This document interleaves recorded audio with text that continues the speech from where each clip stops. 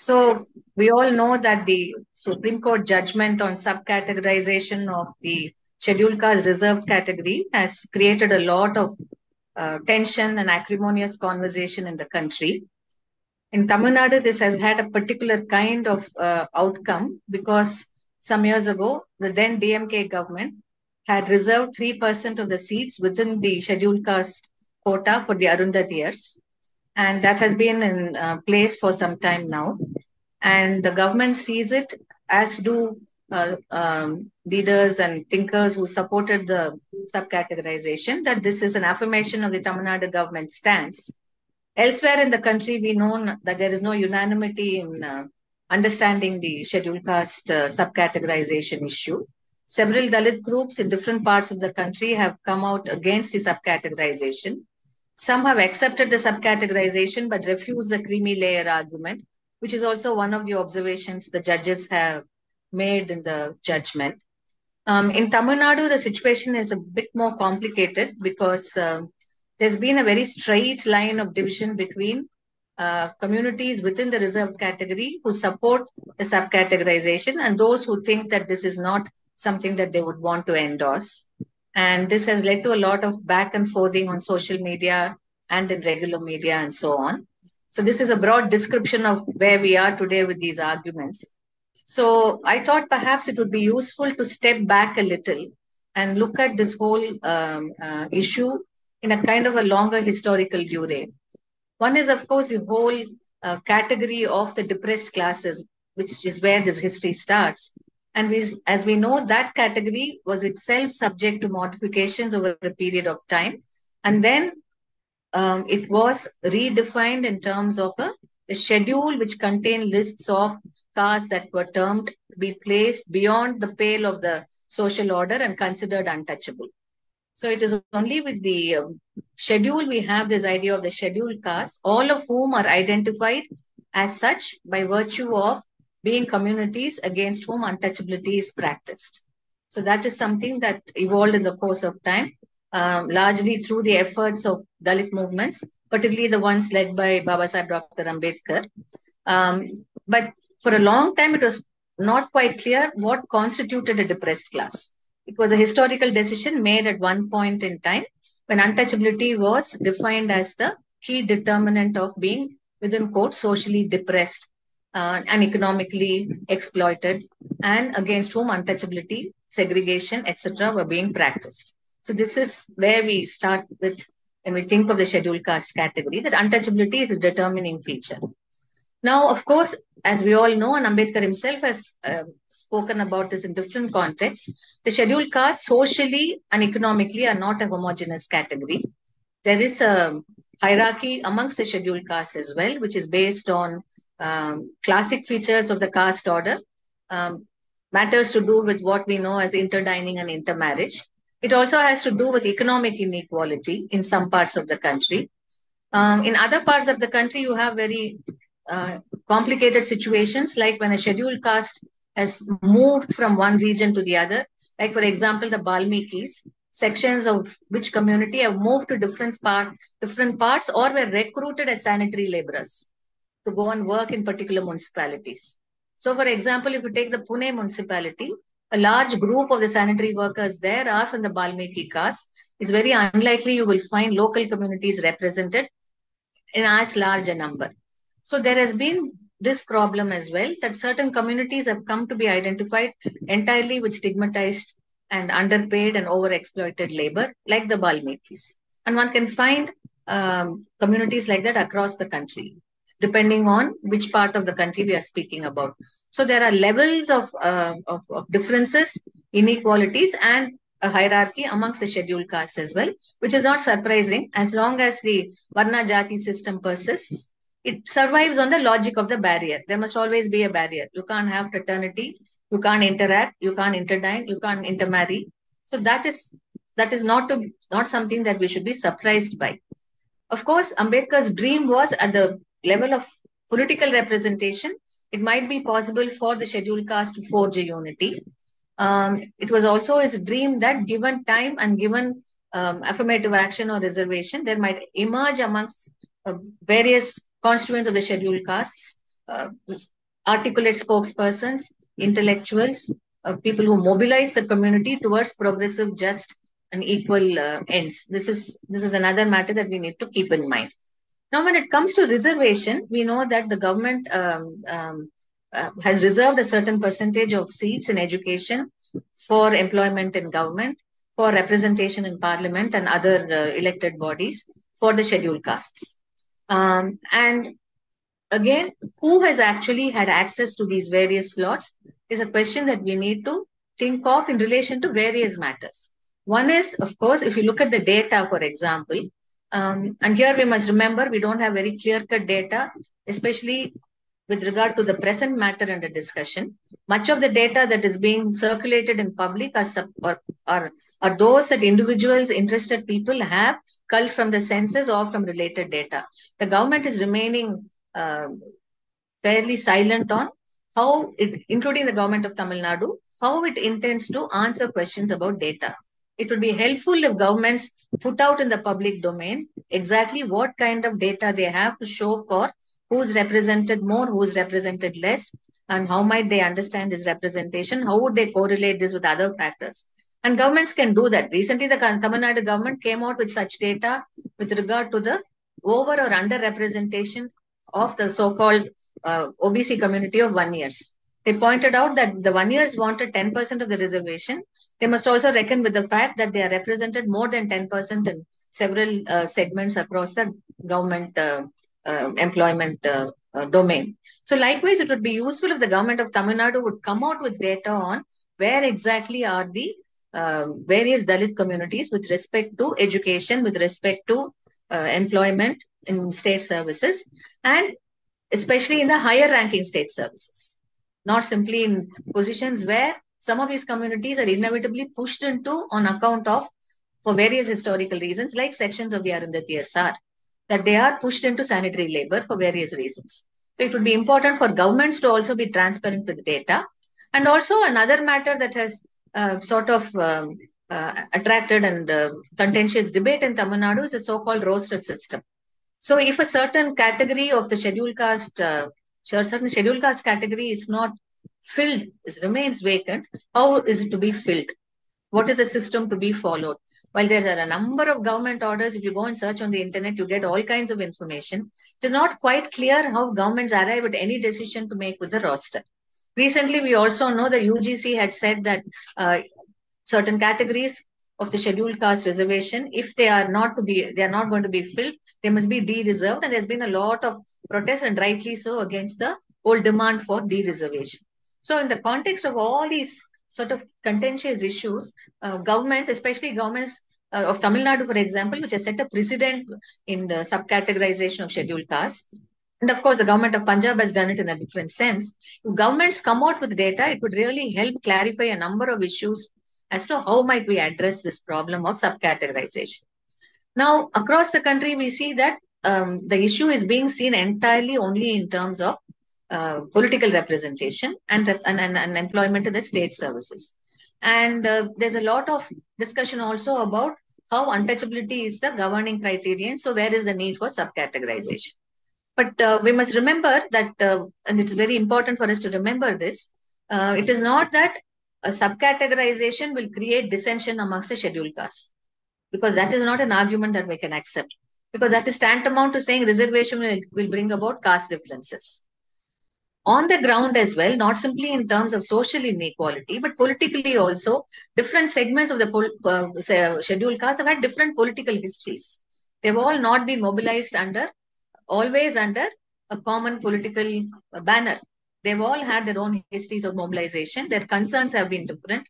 They've all advocated for equality and justice from within very specific kinds of oppression and exploitation. So their histories are different. Just as there is social inequality amongst them, there's also very different political histories that have propelled them onto an active position in politics. And there's a lot of scholarship that bears this out. For example, there was an article in Voice of Dalit, I think 2009 or something, where B.R. Wagmare writes about, in very great detail, about the differences between Mahars, Matangs, and Chambers, and how might you understand the differences between them in terms of access to employment, education, presence in government, in the legislature and so on. And he's actually made a very detailed argument using empirical data. So when you look at such things, you also realize that it is not as the political discourse would have us believe that creating a subcategorization would perpetuate differences amongst the scheduled castes. These differences exist. They are part of the social reality of the caste system. So the 2009 article shows this in great detail. And only recently, the day before yesterday also, the Hindu had released information on the relative position of various communities classified as scheduled castes in different aspects of political and educational life. And we see that there are some communities that have fared better, some communities are almost non-represented, some communities have fared much worse than others. So clearly, this is something that is related to their relative position in the social economic framework as well, and to their relative political visibility. And if we choose to ignore all these aspects, then we are going to be left with this very simplistic notion that subcategorization will create divisions amongst the Dalits. And it will also be left with this rather erroneous notion that the only way to solve this is to have this homogeneous category reinstated and do other kinds of affirmative action to ensure that everyone amongst the Dalit communities has his or her or their share of representation. Now, there is no second question that the government needs to do much more. The state needs to do much more than just support reservation. On this, nobody has any, I'm sure nobody is going to think that reservations will address all issues to do with justice. It's one approach to access, it is one approach to economic and social justice. But if we are going to bring in this argument that to retain the notion of homogeneity, we shift the emphasis to what the state should do, we are running away from the problem as it exists in the present context. And in order not to run away from the problem, it's important to acknowledge that there is no one political movement that represents all scheduled castes. There is social equality, there is hierarchy, there is differential access. There are very different histories of coming to political prominence and political representation. So we should be willing to discuss all these in a spirit of give and take, in a spirit of dialogue, rather than immediately sort of get defensive and blame those who are likely to benefit from the subcategorization, many of whom are probably the most marginal amongst the scheduled castes. So I think we need to also shift the terms of debate in some ways. Unless we do that, we're going to keep going round and round in circles. So it would be very good if we can actually move forward a little bit by sitting down and asking some tough questions about how do we see this category of the scheduled caste beyond the fact that everybody is united around untouchability. That is true. That's a very important aspect that shouldn't be forgotten. And it is against this that the constitutional right of reservation has also been affirmed time and again. But having said that, how do we then proceed to ensure that there is justice for Dalits amongst Dalits, as Balgopal once put it? How do you ensure justice for Dalits amongst Dalits?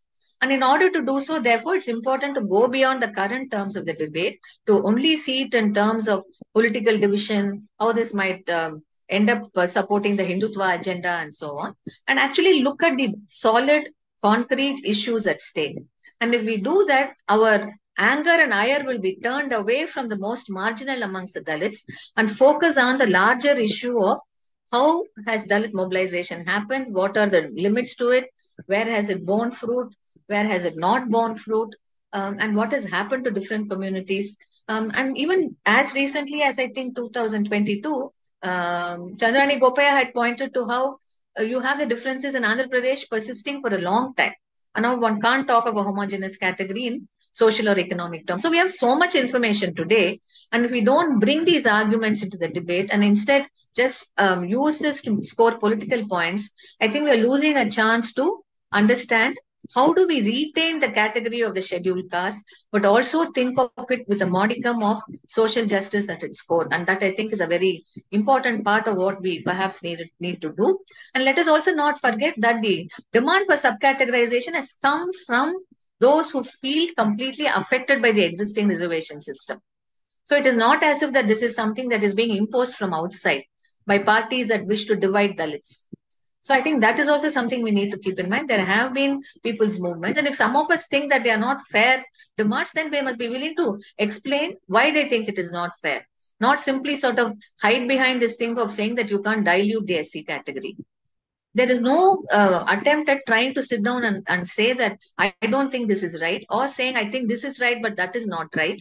What we have is people speaking at cross purposes with each other, and all of it finally dovetails into viewing the case of the most marginal as somehow suspect, which I think is an extremely unfortunate and unfair burden to put on the most marginal amongst the Dalits. So I think in this context, if we come back to Tamil Nadu, with which I'd like to end this short, loud thinking on the matter. If you come back to Tamil Nadu, in Tamil Nadu, you see a polarization, as I stated. But I also find that what might be important for the debate in Tamil Nadu to go forward is to perhaps keep two or three things in mind. One is that untouchability persists in the state at every which level. Even those who have benefited from reservation, those who find themselves in prominent positions of power or in public life, or those who are intellectuals, themselves will be the first ones to agree that untouchability hasn't disappeared from the state. We have a long history of atrocities that continues to beguile those who seek justice. So there is that problem. Now, we also have data from other parts of India, and we must get data from Tamil Nadu. Where are the SC communities as a whole when it comes to higher education, when it comes to representation, when it comes to employment? Once we have the data, then we'll have a sense of at what level has change happened and what level has change not happened. Because what the data from other seats reveal is quite shocking. That as a whole, the communities that constitute the SC category are very poorly represented in higher education. Is Tamil Nadu different? And if so, how is it different? What is the position of various communities? This is a question that the government can easily answer, and I think we can prevail upon them to answer that question. And secondly is the 3% reservation. What has been the outcome of the reservation? We need data to show its efficacy. People have been saying it's very efficacious. We've had more people from the Arundathiyar community in these and these posts. But I think we are still making impressionistic and wide arguments based, of course, on specific things that you individuals might know. But the onus should be on the state to show us that data also, so that we can also build a case as to why we need the subcategorization. And of course, the creamy layer argument, nobody in the states wants it. Nobody amongst the Dalit groups that don't want subcategories will endorse the creamy layer argument in any case. But that's a non-issue. The fourth issue comes to the DMK government and the larger Dravidian politics. Here I must say that while it is to the credit of the Karunanidhi-led government that they enabled the subcategorization, the question also arises, why isn't anyone from within the broader Dravidian movement as such sitting down, taking stock and asking questions about why is it that Dalit leaders are at loggerheads on this issue? If Tamil Nadu has been a state where social justice has been a part of our politics, why has that social justice not extended in every which direction? Why is it that certain Dravidian intellectuals are speaking up now to castigate certain sections of the scheduled caste rather than actually be interested in the issue per se? Wouldn't it be more statesperson-like if they actually facilitated dialogue and debate amongst various political outfits, amongst various stakeholders and so on, and ask questions about why are some people opposing and persuade them not to oppose this thing, rather than sort of just sit back and pass loud political judgments? I think we need that kind of a conversation, because otherwise we'll end up with this endless polarization. Ultimately, it will ricochet on the most marginal again and again. So it is in the interest of the most marginal that those who are in a position to influence state policy, who have the position to influence public opinion, also sit down and invite Dalit leaders for a conversation. And if it is an acrimonious conversation, let it be so. If it is a conversation where we can't see eye to eye, let's put it on record, we can't see eye to eye. Though we have all tried to make sense of this in our own ways. In the absence of any such effort, what you have are several positions being stated in several which ways, and none of which allows us to actually comprehend the very serious issues at stake for the most marginal in the state. So I would like to sort of request Dravidian intellectuals to facilitate such a dialogue. I would also want to sort of point out that by no means is the position of the untouchables as a whole improved dramatically and drastically across the country. Having said that, then the onus is on all the Dalits who have marginally benefited from things, as it were, to ask why would they want to oppose something being shared with those who are placed lower than themselves with regard to socio-political economic indicators, rather than see it only in terms of diluting the scheduled caste category or speaking as if they are spokesperson of their particular caste groups. So none of this is not a desirable situation by any stretch of the imagination for anybody. So I think it's important that this kind of a conversation also takes place. And the onus should be on all of us who support subcategorization is to ensure that we can broaden the debate, bring in as many people's voices into it, just so in order to strengthen the demand for subcategorization. If we don't do that, we will be left with a polarized situation. And I want to remind ourselves of what Balgopal wrote in the two essays he wrote on the Mala Madiga conflict in Andhra Pradesh, that this is a good time for all of us to step back and ask ourselves, any fight against the caste system will also have to be a fight against oneself, because one is by default a member of a caste community. And unless one acknowledges that and chooses to cross over that category into a broader fraternal category, it's not going to be easy to enable a broad platform to insist on subcategorization and to also make sure that this is not taken advantage of by casteist right-wing groups. So I think for all these reasons, we need to support subcategorization, keeping in mind that the interests of the most marginal are at stake. And anybody invested in social justice must broaden the conversation so the most marginal's concerns are at the heart of social justice. Thank you, Dalit Camera.